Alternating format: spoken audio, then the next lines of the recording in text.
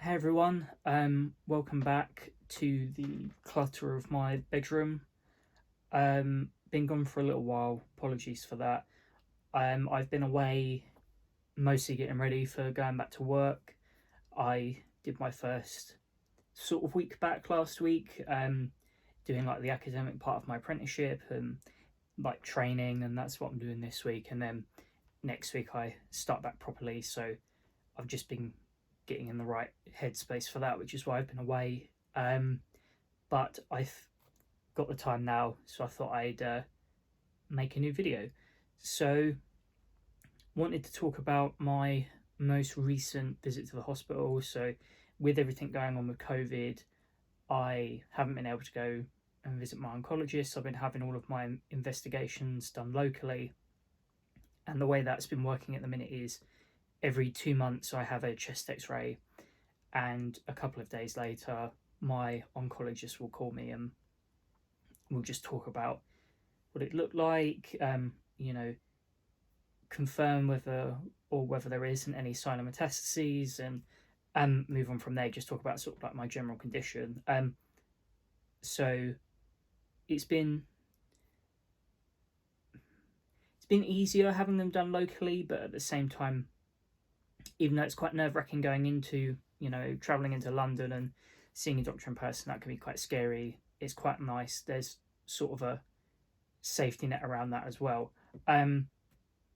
Just want to go on the record straight away and say that everything was fine. I know that whenever I'm waiting for results from my doctor, there's always sort of like that tension. So I just want to get out of the way. Everything's fine. I just wanted to talk about how it works now that COVID is settled into being an aspect of our lives, and I'll just talk about what procedures were going on, and I'm just going to talk a little bit more about the hub itself.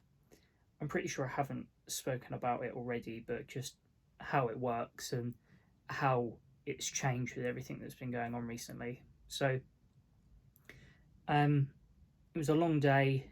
It took up the entire day. In fact, I had procedures going on from last Wednesday from about 10:30 in the morning till about 4:30 in the afternoon.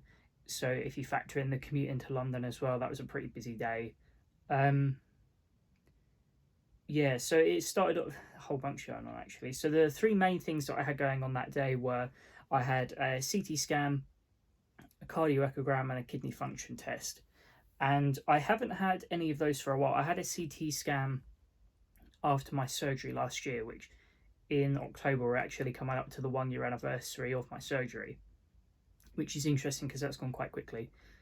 But that was the last time I had a CT scan. In the sort of interim between not going to the doctors, I've just been having an X-ray, and since my CT scan came back okay, I haven't got to have another one for a while. I think it's just being bumped back down to having X-rays. But the other two tests, the cardioechogram I have occasionally, kidney function test I've not had. Not had since I got diagnosed, I think. So there was quite a short turnaround between getting an official diagnosis and actually starting to do treatment. And the kidney function test is something they do just before you start. They do that with the cardioechogram as well. The point of it is to get a baseline, so they understand how well these parts of your body function, so they know how well you're going to cope with certain chemos. Because I know, I've explained before, certain chemos damage certain parts of your body more aggressively than they might do the others. So the point of doing these tests again now was to see what the long-term impact has been, and will continue to be. Everything, like, you get a letter after you have your appointments. Apparently everything's fine. I don't feel as though there are any adverse effects. I think that's probably in part due to, luck in part, because I think it's something, if you have doxorubicin, the red devil, which is the horrible little chemo that used to give me mucositis, I think 1 in 10 people who gets treated with that develop some long-term heart condition. So whether it just hasn't manifested or whether I've got lucky, I guess time will tell. But my kidneys seem okay. I think what was good about, what kept them safe was probably the amount of medication you take when you take the chemos that can harm the kidneys. I can't remember what one of them was. there's one that's really bad. I've definitely said it in the video before, the one that smells like urine, but it smells like urine, but it stops your kidneys from growing little crystals in them, and everything seems to be working fine. So I guess, having having pee breath for half an hour just because you take a tablet is probably worth not ruining your organs. So yeah, the way a kidney function test works is you're administered a radioactive dye in one arm. So I had mine done in this one. I can have these tests done a lot more sort of easily now that I don't have my PICC line anymore, because I know that some tests, like, you're not allowed to access certain blood vessels while you've got a PICC line fitted because of the risk of clotting and getting in the way of the wires, because it's got quite a lot of wires in. It goes from around the arm up and around to your heart. So they tend to just avoid the arm that's got it attached, but that isn't a problem anymore. So they administer the dye to one arm, and then for 3 semi-regular intervals, so I think it's an hour or two. Is it an hour? 2 hours. 2 hours, and then 45-minute intervals after that. You have to have blood taken. So the point of that is that the amount of contrast that's still in your system is a good representation of how well your kidneys are filtering fluids. So it's pretty interesting to see how that works. It works in the same way as a PET scan, not the exact same, but the use of the contrast is quite interesting. So malignant cells respire at a higher rate than normal healthy cells do.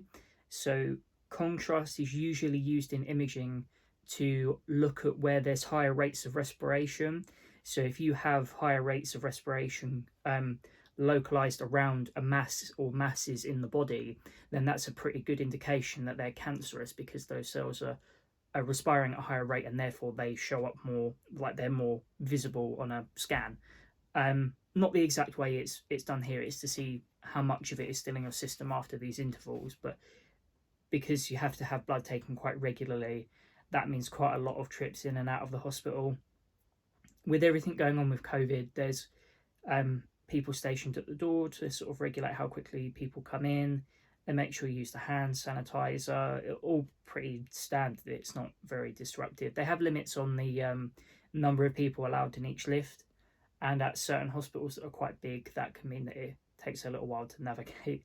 And they've got people sort of stationed at the entrances to different wards, because obviously you want to make sure that you're appropriately sanitized and not bringing anything bad into any of the wards where people are staying, which is an obvious thing. So I started off having the dye administered for my kidney function test. I got quite lucky because that can sometimes interfere with the dye for a CT scan, which is what I was about to have, but luckily I got cleared to just carry on, and I don't really know how it works. Maybe the results are affected, but in that moment you'll probably take the CT scan is probably the priority, because that's the immediate indication of whether or not you've relapsed. So I went to have that. That was pretty standard. I still had the cannula in for where they administered the dye before, so they used that and took it out afterwards. Interestingly, it's not the same if you're having like a whole body CT imaging, but I have mine just off my chest, because that's where most of their attention lies, because that's where my surgery site is, and it's where sort of the most likely areas for relapse are. And they don't make you take off jewelry or metal parts on other parts of your body, because I quite like jewelry, and I've got my piercings, and I still have my wallet in my pocket. I remember I said to the imager, I said, can RFIDs interfere with this? And it seemed like a kind of silly question to ask at the time, but for getting back through the tube and stuff, I didn't really want to be stranded in the middle of London with a credit card that didn't work. But apparently it doesn't matter, because obviously they're just scanning that bit. So even having those things in proximity is fine. We're about a week on now, and I'm still okay. So it's so straight after that, I went and had my consultation with my specialist, and that's quite nerve-wracking as well, because I'm still on the young adults ward.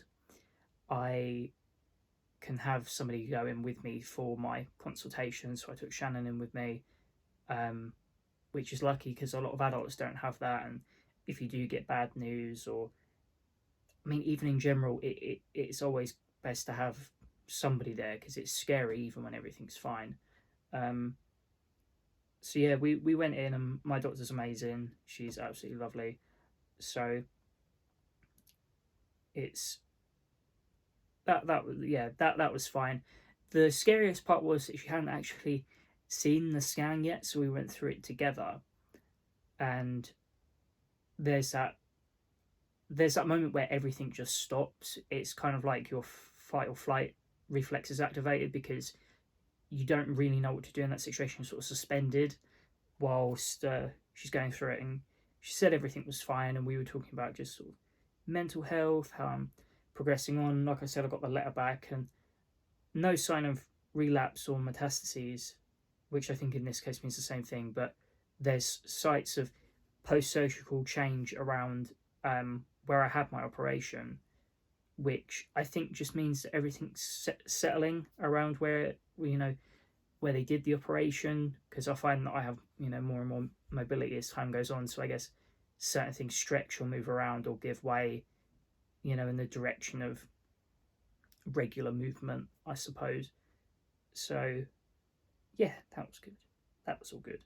And then so after that they started taking the samples of the kidney test for the kidney test. So they just take blood, see how much of the contrast is still in your system. I'd have had a little bit more in me because I had 2 doses of contrast, which when you think about it, it's kind of scary being radioactive for a while. I know on the forms for these sorts of scans they have certain precautions you have to take, like you're not allowed near newborn children for I think like 12 hours, so something like that afterwards, which is kind of weird. Like you're always very hyper aware on the train back because you don't want to sit near anybody that's vulnerable. But you even feel guilty. You feel guilty just for existing, really, because even if you're stood in line behind somebody at Starbucks afterwards or just getting some food, you're sort of on some level aware of the fact like, I'm irradiating the person in front of me. I think you technically are anyway. If you want to be really facetious about it, you're always irradiating somebody. It's not always dangerous radiation, but you're always irradiating somebody in some form. So yeah, and I was having blood taken throughout the day, and then I had to wait quite a while afterwards to have my cardio echogram, which functions pretty much the same way as an ultrasound for pregnant people, but they just do it and they take images of the heart, which interestingly an ultrasound is how they first realised that there was something more seriously wrong with me when I first had my mass investigated. So they surprisingly hurt. You'd have thought that the cardioechogram would be the one that's probably, I don't know how to say, the most relaxed. I know that going into it I felt the most relaxed, but I always forget like they have to, because obviously your rib cage, or what's left of it in my case, can get in the way. They have to sort of dig in quite a bit so that they can get a clear image, and they have to take a lot of images to get a clear view of what your heart is doing. Although probably not as painful as having a heart attack, so I'll take that one. So we were busy throughout pretty much all of the day, so we didn't really get to do much sightseeing. We ended up going to Camden that weekend. It was sort of my way of making up for getting up so early and having such a long day, and Camden was pretty good. I think even with COVID, I think as long as you're careful, sightseeing can still be really fun, especially somewhere like Camden where you've got all the street performers and all the street food. It's, as long as you're careful, it is still something that's really enjoyable. And I think to an extent, after spending such a long time really not being able to do anything, I think the little voice in the back of your head is like, no, go on, take the risk. It's worth taking the risk, just because after a while you start going mad. How isolated you can get sometimes. So yeah, the Cancer Hub itself, just talk about that a little bit. I'm pretty sure I've spoken about it before, but it kind of works a little bit differently now. But the Cancer Hub, it's one of the few facilities that lets inpatients have their care on a daycare basis. And what that means is, so typically, I would have to go in for one of my cycles to have chemo over 5 days, which, if I was having treatment anywhere else, would mean I'd have to stay in hospital for 5 days until my treatment finished and I couldn't leave. What's different about the hub is that, so you've got the actual treatment center, it's got 5 floors. It does a bit of everything, really. It does imaging in its basement, so like x-rays, CT scans, PET scans. It does some minor, I say, surgical procedures, more things to do with creating prognoses, so bone marrow aspirations, so taking samples of bone marrow, which really hurts. I mean, even when you're asleep, if you wake, like when you wake up afterwards, it's still not very nice. Then other things like taking blood tests, and then it's divided into separate floors. So you've got a private patient one at the top, which I didn't really get to walk around. I did on my last day of treatment because it's got a nice garden in the middle, which is where I got engaged on the last day of my treatment.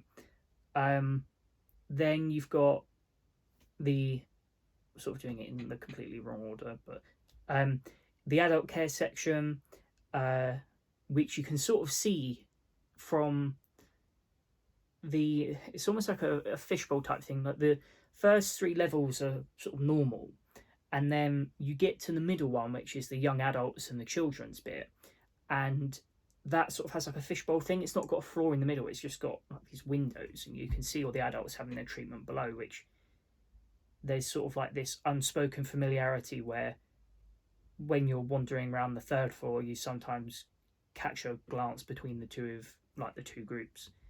So it's interesting.